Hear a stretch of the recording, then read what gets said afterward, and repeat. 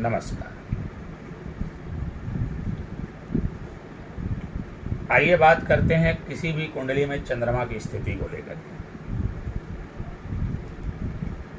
जैसा कि एक बात कही गई है, चंद्रमा मनसो जाता। चंद्रमा का सीधा संबंध व्यक्ति के मन से होता है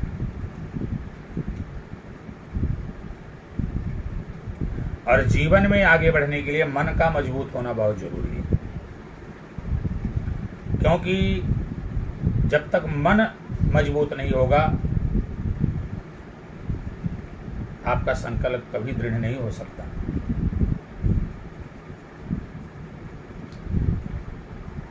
आपका मन कभी एकाग्रचित नहीं हो सकता, हमेशा भटकाव बना रहेगा। भिन्न भिन्न प्रकार के नकारात्मक ख्याल मन में आते रहेंगे। डिप्रेशन की स्थितियां बनेंगी, घबराहट होगी, बेचैनी होगी, अनिद्रा रहेगी। अब आप जरा सोचिए कि जीवन में आगे बढ़ने के लिए इन सारी चीज़ों का हमारे जीवन में कितना महत्व होता है।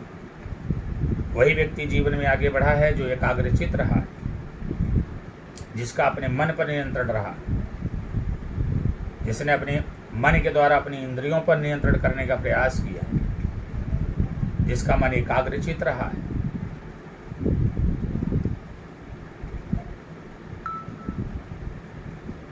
वही व्यक्ति जीवन में आगे बढ़ता है। तो प्रत्येक कुंडली में योग कारक ग्रह और मारक ग्रह या बाधक ग्रह, इनके तो जो उपाय करने हैं वो तो किए ही जाएंगे, लेकिन मेरा ये मानना है कि सबसे पहले हमें अपने चंद्रमा को सही कर लेना चाहिए, क्योंकि जब तक चंद्रमा सही नहीं होगा आप उपाय भी नहीं कर पाएंगे, क्योंकि आपके मन में भ्रमात्मक स्थितियां बनी रहेंगी। तो किसी भी कुंडली में सबसे पहले चंद्रमा को देख लेना चाहिए कि चंद्रमा की स्थिति क्या है। चंद्रमा शुभ फल दे रहा है या अशुभ फल दे रहा है, चंद्रमा का बलाबल कैसा।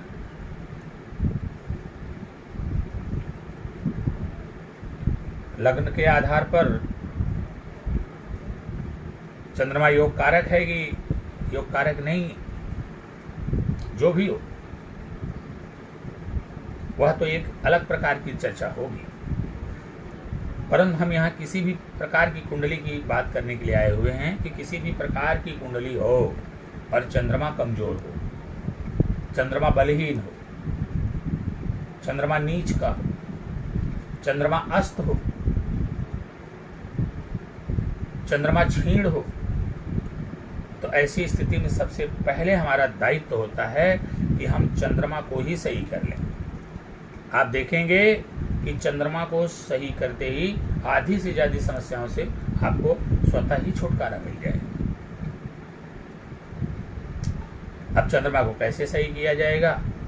अलग अलग लग्न, अलग अलग राशियों के आधार पर इस बात का निर्धारण किया जाएगा आपकी कुंडली को देखने के बाद। वैसे अगर मैं एक लाइन में कहूं तो चंद्रमा को सही करने के लिए भगवान भोलेनाथ के शरण में आपको रहना चाहिए। शिवलिंग पर पंचामृत से अभिषेक करना चाहिए। मां समान स्त्रियों का सम्मान करना चाहिए।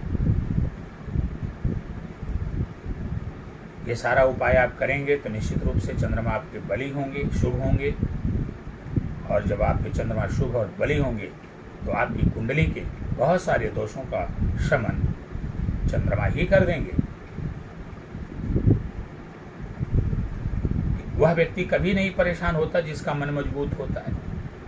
जिसका मन कमजोर होता है वह व्यक्ति ही परेशान होता है। आशा करते हैं कि आप अपनी कुंडली को चेक करवा करके चंद्रमा को मजबूत करने का उपाय अवश्य करेंगे। नमस्कार।